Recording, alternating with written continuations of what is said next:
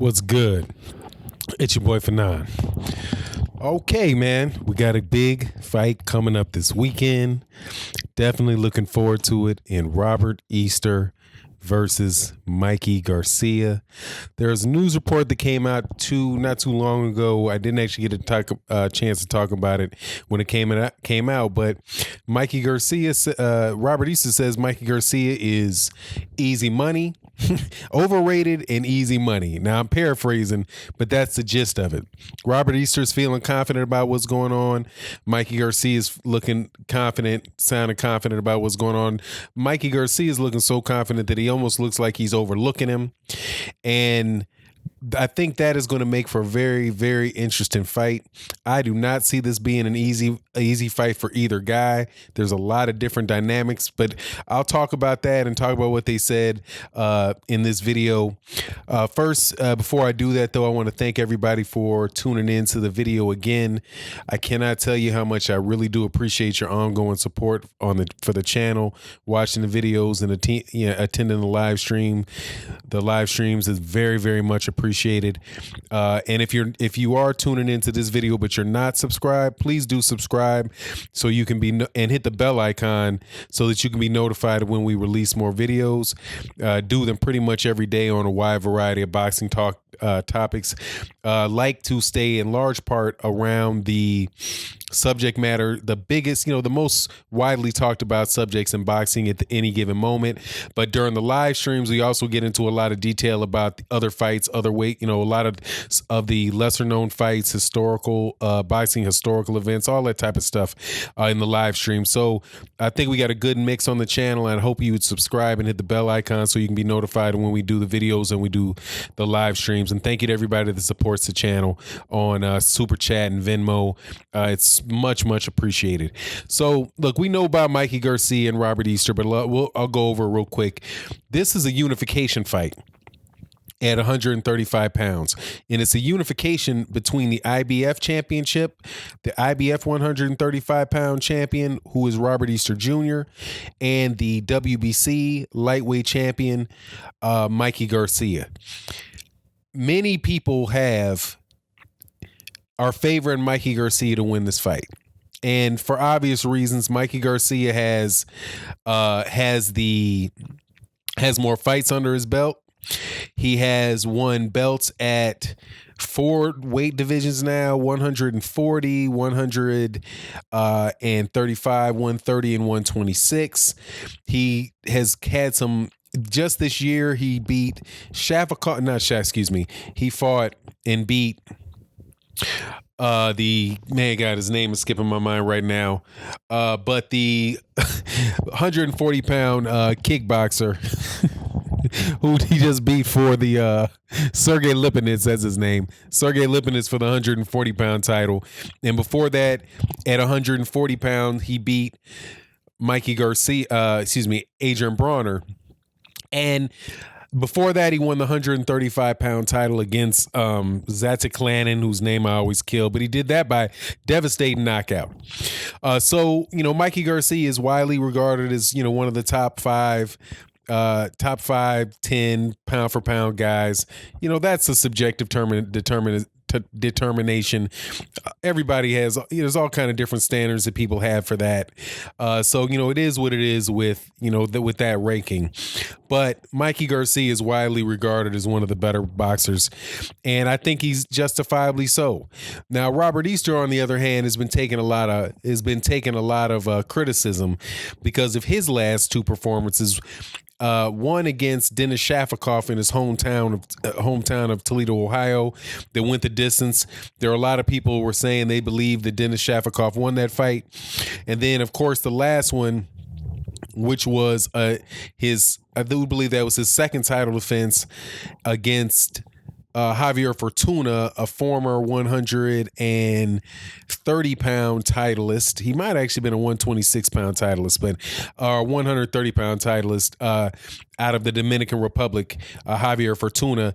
And a southpaw, very awkward, kind of like Shafikov. Both these guys were southpaws, real awkward. And a lot of people thought that he won that fight. lost that fight. Personally, I thought he won both of them, and I think and I just think that those were very tough matchups. Those are the type. Denis Shafikov, having had previous championship title chances, he knew what he was going into. And he's just a rough, gritty southpaw that's going to put a lot of pressure on anybody. And Mikey and Robert Easter fought him. He went blow for blow with him. It was an exciting fight. But some people thought that Shafikov won. But Shafikov's not an easy matchup. Same thing for Javier Fortuna. And I've said this before, what you see from Javier Fortuna in his last match with Adrien Granados, which was at 140 pounds. Javier Fortuna can make you look bad because he's a southpaw, he's a crafty southpaw, and he's dirty. He's just a super dirty fighter. And I think that's what happened to Robert Easter. But still, Robert Easter pulled those two things out. So now people are looking at it as if you've got one guy that is, has his name mentioned as one of the top pound for pound fighters in the world. And you have a guy that people are saying might have lost his last two fights in a row. So obviously they were going to lean towards the guy that is, had the more convincing wins. I'm not quite sure that is the way that's not how I'm looking at it. How I'm looking at it is that I think that Mikey Garcia has had, in the last two fights that he had at 140 pounds, first at Sergey Lipinets. I'm not impressed with Sergey Lipinets. I think Robert Easter beat Sergey Lipinets at 140. I'm sure there'll be some people that disagree with that, but I just don't think, I never thought very highly of Sergey Lipinets. Sergey Lipinets he's got 13 professional fights. He was a former kickboxer. He won a vacant belt, but at times he actually looked pretty good and was doing some decent work from time to time on Mikey Garcia. Same thing for Adrien Broner. Adrien Broner, I think that was the first time in a few years he'd made it down to 140 pounds. He was clearly emaciated and drained at 140 pounds, and he went the distance with Mikey Garcia and gave Mikey Garcia some decent work in the mid and later rounds. So I think that Mikey Garcia, to a large extent, has and I want to make sure I say this correctly. I don't think that Mikey Garcia is a hype job. I think Mikey Garcia is his skill set. He can fight going forward. He can fight going backwards. He's got a very good jab, a very strong right hand. He's a very smart, very well-schooled, very fundamentally sound boxer. And I think all of those things are true about Mikey Garcia. At the same time, I think Mikey Garcia takes opponents that he can look good against, and definitely in the earlier part of his career, all the way up to 130 pounds. I don't think very highly of any of his fights before Zadok Clannon.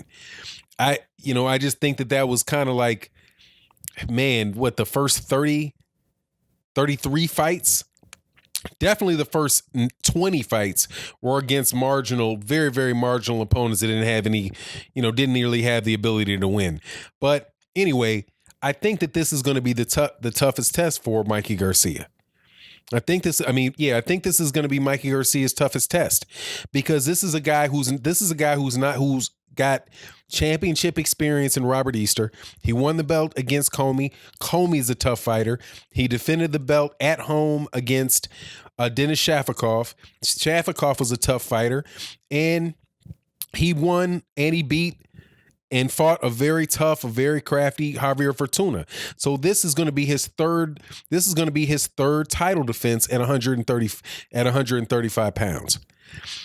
Mikey Garcia this will be Mikey Garcia's first title defense in many years. He won. Now, he did get the IBF 140 pound title, but that wasn't a title defense.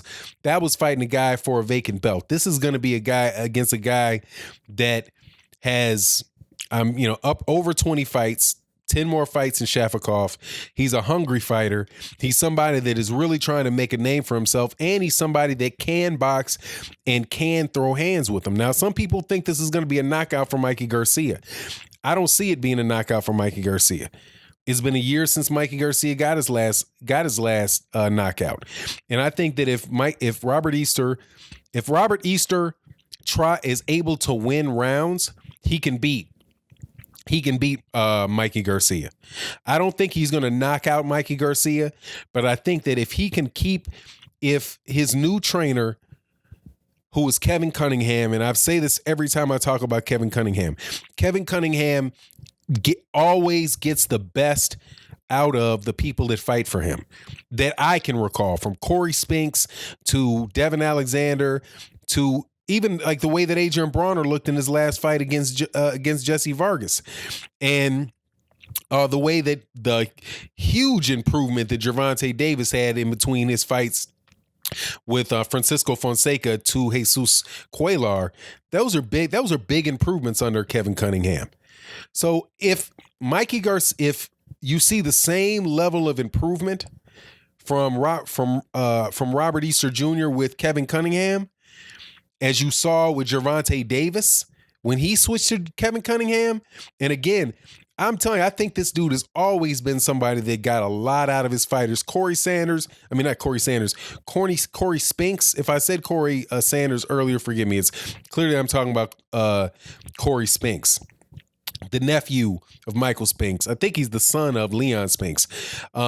Without a doubt, this cat I never thought that he was the most talented fighter in the world. Definitely came from a talented boxing family, but man, he got everything he could get out of Corrie Spinks, and I think he got everything he could get out of Devin Alexander.